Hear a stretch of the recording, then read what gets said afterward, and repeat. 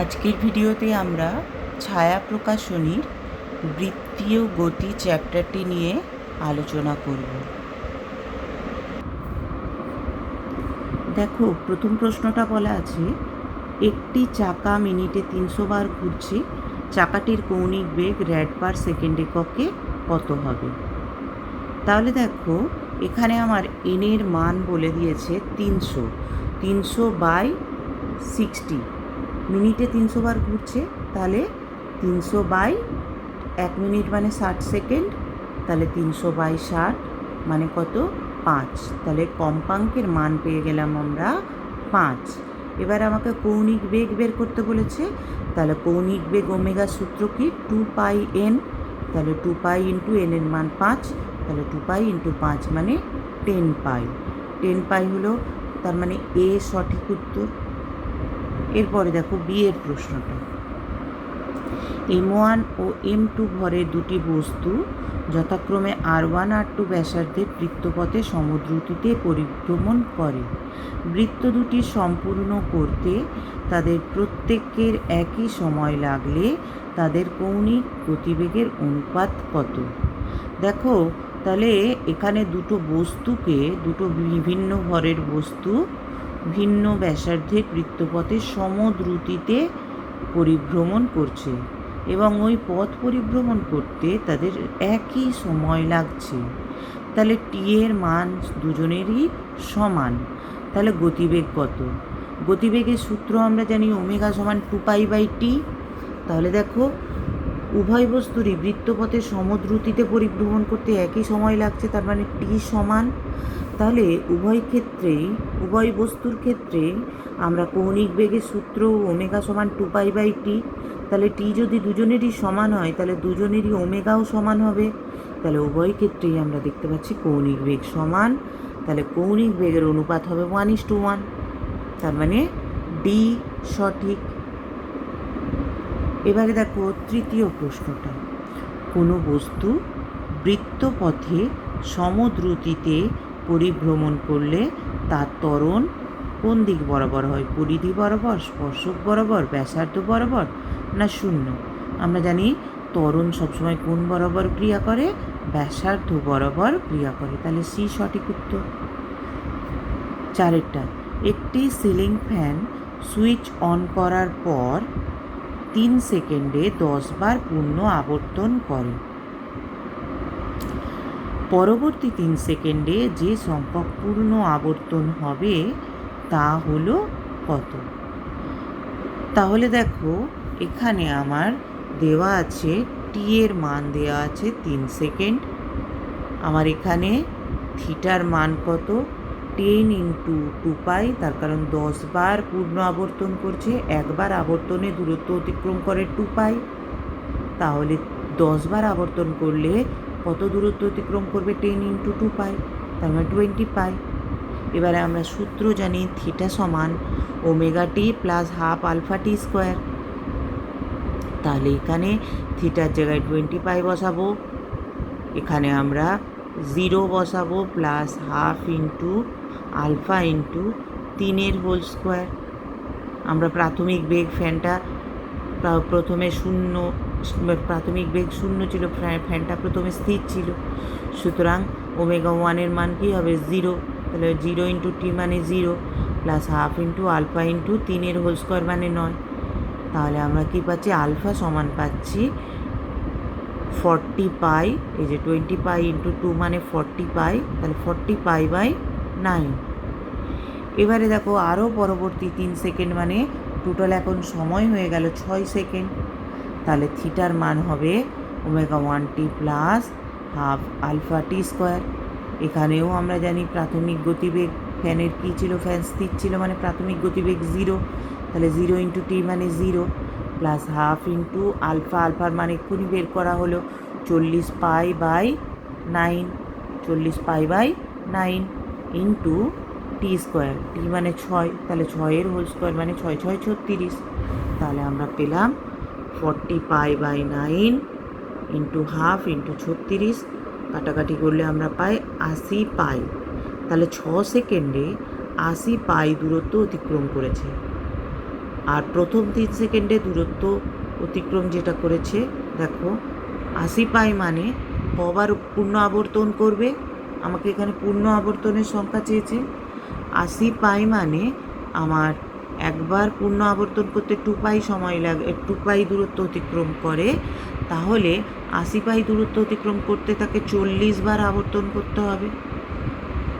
তাহলে 6 সেকেন্ডে টোটাল 40 বার পূর্ণ আবর্তন করে, আর প্রথম 3 সেকেন্ডে আবর্তন করেছিল 10 বার, তাহলে লাস্ট 3 সেকেন্ডে আবর্তন করবে কত, 40 মাইনাস 10, তার মানে 30 বার। তাহলে সঠিক উত্তর হবে সি, 30। পরের প্রশ্নটা দেখো, কোনো চাকা মিনিটে 120 বার আবর্তিত হলে কৌণিক গতিবেগ কত?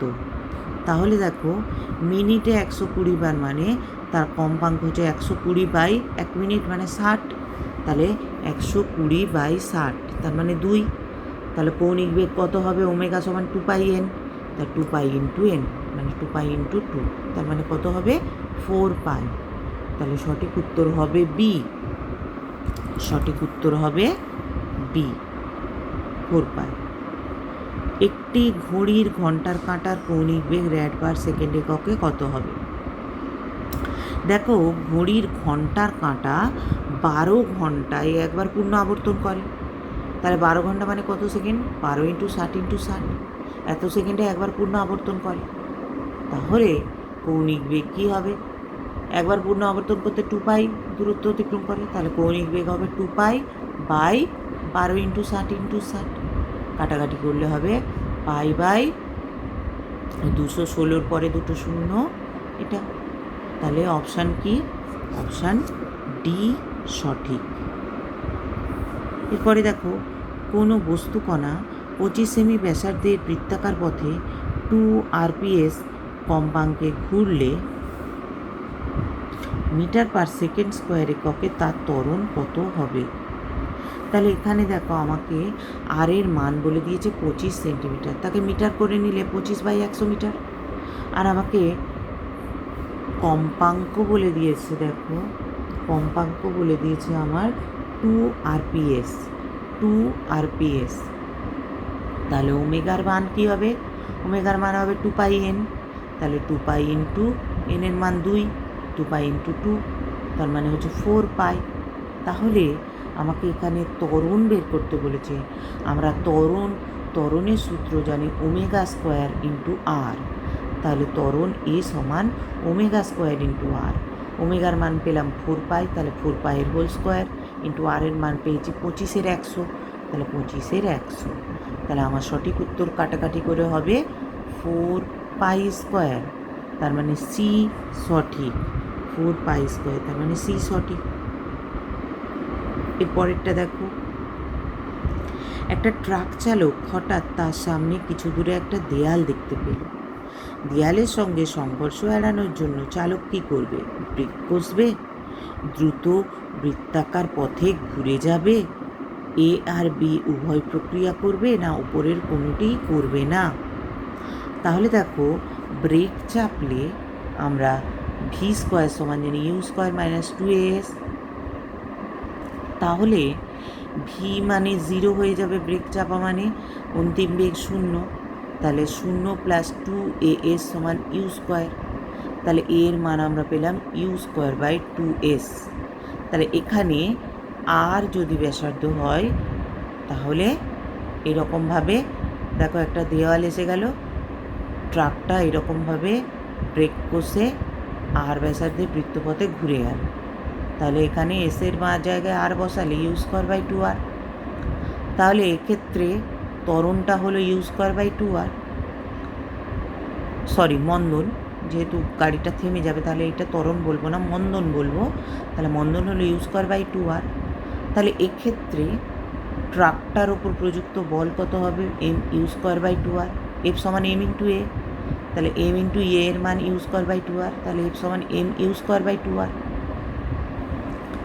এবারে সে যদি ব্রেক না চেপে বৃত্তাকার পথে ঘুরে যায় তাহলে তার অভিকেন্দ্র বল কত হবে, তাহলে তার অভিকেন্দ্র বল হবে, আমরা জানি অভিকেন্দ্র বলের সূত্র এম ভি স্কোয়ার বাই আর, তাহলে এখানে ইউ গতিবেগ নিয়ে যাবে, তাহলে এম ইউ স্কোয়ার বাই আর।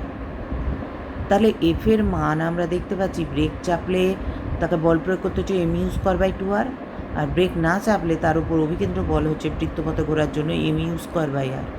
তাহলে এখান থেকে আমরা স্পষ্টই দেখতে পাচ্ছি এফের মান এফসির মানের থেকে কম, তাহলে তার ব্রেক চাপাটাই লাভজনক হবে, তাহলে সে সঙ্গে সঙ্গে ব্রেক কষবে। তাহলে আমার এই অপশানটা সঠিক। নিচের কোনটি অলিক বল? নিচের কোনটি অলিক বল? অপকেন্দ্র বলটি হলো অলিক বল। ঘূর্ণায়মান টেবিল ওমেগা কৌণিক বেগে ঘুরছে। কোনো মুদ্রাকে টেবিলের কেন্দ্র থেকে 4 সেমি দূরে রাখলে মুদ্রাটি পিছলে যেতে শুরু করে। টেবিলের আবর্তন বেগ দ্বিগুণ করলে মুদ্রাটিকে কেন্দ্র থেকে যে দূরত্বে রাখলে পিছলাতে শুরু করবে তা হলো 1 সেমি, 2 সেমি, 4 সেমি, 8 সেমি। কোনটা সঠিক হবে? তাহলে এক্ষেত্রে আমরা কি সূত্র অ্যাপ্লাই করব? ওমেগা স্কোয়ার আর কনস্ট্যান্ট থাকবে। তাহলে ওমেগা স্কোয়ার আর কনস্ট্যান্ট থাকবে মানে তার ত্বরণটা কনস্ট্যান্ট থাকছে। তাহলে প্রথম ক্ষেত্রে r1 ব্যাসার্ধের বৃত্তপথে ঘুরবে ওমেগা 1 কৌণিক বেগ নিয়ে, তাহলে omega 1 square r1 is equal two omega 2 square r2। তাহলে দেখো প্রথম ক্ষেত্রে কৌণিক বেগ বলেছে ওমেগা, তাহলে ওমেগা 1 এর জায়গায় ওমেগা বসালাম, ইন্টু 4 সেমি দূরে কেন্দ্র থেকে, তাহলে আর এর মান 4। দ্বিতীয় ক্ষেত্রে বলেছে আবর্তন বেগ দ্বিগুণ করতে হবে, তাহলে 2 ওমেগা, তাহলে কেন্দ্র থেকে কত দূরত্বে রাখতে হবে? ধরলাম r2 দূরত্বে রাখতে হবে। তাহলে এখান থেকে আমরা r2-র মান পেয়ে যাবো। r2 সমান পাবো omega square into 4 by 4 omega square. তাহলে 4 ওমেগা স্কোয়ার কেটে গিয়ে হলো 1, তাহলে r2-র মান 1, r2-র মান 1। তাহলে r2-র মান 1 মানে এই অপশানটা সঠিক। 11 অঙ্কটা দেখো। একজন সাইকেল আরোহী ভি বেগে আর ব্যাসার্ধের একটা বৃত্তাকার পথের বাঁক ঘোরার সময় অনুভূমিকের সঙ্গে যে কোণে আনত থাকবে, খুব ইম্পর্টেন্ট এটা, অনুভূমিকের সঙ্গে যে কোণে আনত থাকবে সেটা বের করতে বলেছে। তাহলে আমরা 11 অঙ্কটা দেখছি। 11 অঙ্কটা দেখো, এটা একটা রাস্তা, এই রাস্তায় একজন সাইকেল আরোহী এরকমভাবে অনুভূমিক দিকে এরকমভাবে একটা বৃত্তাকার পথে বাঁক নেবে। এবারে দেখো সাইকেল আরোহীর ওজনটা নিচের দিকে ক্রিয়া করবে এবং রাস্তা এর উপর একটা লম্ব প্রতিক্রিয়া দেবে। রাস্তা সাইকেল আরোহীর উপর একটা লম্ব প্রতিক্রিয়া দেবে। আচ্ছা, এখানে আমরা দেখতে পাচ্ছি অনুভূমিকের সঙ্গে সাইকেল আরোহী থিটা কোণে বেঁকেছে। তাহলে এটা যদি n হয়, তাহলে এই অভিমুখে অনুভূমিক উপাংশের মান হবে n cos থিটা আর উলম্ব উপাংশের মান হবে n sin থিটা। তাহলে আমরা এই অনুভূমিক উপাংশে ঘোরার জন্য অভিকেন্দ্র বল mv স্কোয়ার বাই আর। তাহলে আমরা এই চিত্র থেকে দেখতে পাচ্ছি n sin থিটা mgর সাথে সমান, n cos theta mv square r এর সাথে সমান, mv স্কোয়ার বাই আর এর সাথে সমান। তাহলে n sin থিটা mg আর n cos থিটা হচ্ছে mv স্কোয়ার বাই আর এর সাথে সমান হচ্ছে। তাহলে n sin theta by n cos theta যদি করি তাহলে mg বাই mv স্কোয়ার আর পাবো। তাহলে m কেটে গেল, এই আরটা উপরে উঠে যাবে, তাহলে rg বাই ভি স্কোয়ার পাবো। n কেটে গেল, sine theta by cos theta মানে ট্যান থিটা, তাহলে ট্যান থিটা সমান rg বাই ভি স্কোয়ার। তাহলে শুধু থিটা সমান কত হবে? Tan inverse rg by v square. তাহলে আমরা অনুভূমিকের সঙ্গে যে থিটা কোণ করে তার মান পেয়ে গেলাম tan inverse rg by v square. তাহলে এটা আমরা দেখতে পাচ্ছি বি অপশানটা সঠিক, থিটা সমান tan inverse rg by v square. 12 প্রশ্নটা দেখো, রাস্তা ও চাকার ঘর্ষণ গুণাঙ্ক 0.6। গাড়িটি সর্বোচ্চ কত বেগে 150 মিটার ব্যাসার্ধ বিশিষ্ট একটা বাঁক নিরাপদে অতিক্রম করতে পারবে? তাহলে আমরা সীমাস্থ ঘর্ষণ জানি, সীমাস্থ ঘর্ষণ মিউ এমজি ওই প্রয়োজনীয় অভিকেন্দ্র বল সরবরাহ করবে। তাহলে মিউ এমজি সমান এমভি স্কোয়ার বাই আর, এখান থেকে ভি সমান পাবো দেখো এম এম কেটে যাবে, এম এম কেটে গেলে আমরা ভি স্কোয়ার সমান পাবো মিউ ইন্টু আর ইন্টু জি। তাহলে ভি সমান পাবো রুট আন্ডার মিউ আর জি। মিউ এর মান বলে দিয়েছে 0.6, আর এর মান বলে দিয়েছে 150, আর জি এর মান আমরা 10 ধরবো এসআই পদ্ধতিতে, জি এর মান 10। তাহলে ক্যালকুলেশন করে আমরা পাবো রুট আন্ডার 900, 900 বর্গমূল 30, তাহলে ভি এর মান পেয়ে যাবো আমরা 30। তাহলে অপশান সি সঠিক, 30 মিটার পার সেকেন্ড। এবার 13টা দেখো, 1 কেজি ভরের একটি বস্তু সুতো দিয়ে বেঁধে একটি অনুভূমিক সমতলের ওপর রাখা হলো। সুতোটিকে অনুভূমিক রেখে 3 RPM কৌণিক বেগে বস্তুটিকে বৃত্তাকার পথে ঘোরানো শুরু হলো। এখন সুতোটির টান 4 গুণ করা হলে পরিবর্তিত বেগ কত হবে? তাহলে দেখো এখানে একটা বস্তুকে এরকম বৃত্তাকার পথে ঘোরানো হচ্ছে। তাহলে ওর টান কেন্দ্রের দিকে ক্রিয়া করবে, আর এদিকে এম ওমেগা স্কোয়ার আর ক্রিয়া করবে। তাহলে t is equal to m omega square r. আর দ্বিতীয় ক্ষেত্রে টানটাকে আমরা বললাম 4 গুণ করা হয়েছে। তাহলে টানটা যদি 4 গুণ হয় তাহলে কৌণিক বেগটা আমরা ধরে নিলাম ওমেগা 1 কৌণিক বেগে ঘুরছে। তাহলে দ্বিতীয় ক্ষেত্রে 4t equal to m omega 1 square r. তাহলে টি এর জায়গায় এম ওমেগা স্কোয়ার আরটা বসিয়ে দেবো, এই টি এর জায়গায় এম ওমেগা স্কোয়ার আর বসালাম। তাহলে 4 এম ওমেগা স্কোয়ার আর সমান এম ওমেগা 1 স্কোয়ার আর। এম এম কেটে যাবে, আর আর কেটে যাবে, তাহলে ওমেগা 1 স্কোয়ার সমান পাবো 4 ওমেগা স্কোয়ার। তাহলে ওমেগা 1 সমান পাবো রুট আন্ডার 4 ওমেগা স্কোয়ার। তার মানে বর্গমূল করলে পাবো 2 ওমেগা। তার মানে 2 ইন্টু ওমেগার মান আমাদের দিয়েছে 3 RPM, তাহলে 2 ইন্টু 3 মানে হবে 6 RPM। তাহলে সঠিক উত্তর হবে 6 RPM। বুঝে গেল?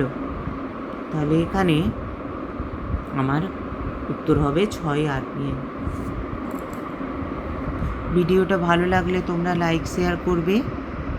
কোনো অঙ্ক যদি বুঝতে অসুবিধা হয় কমেন্ট সেকশানে জানাবে।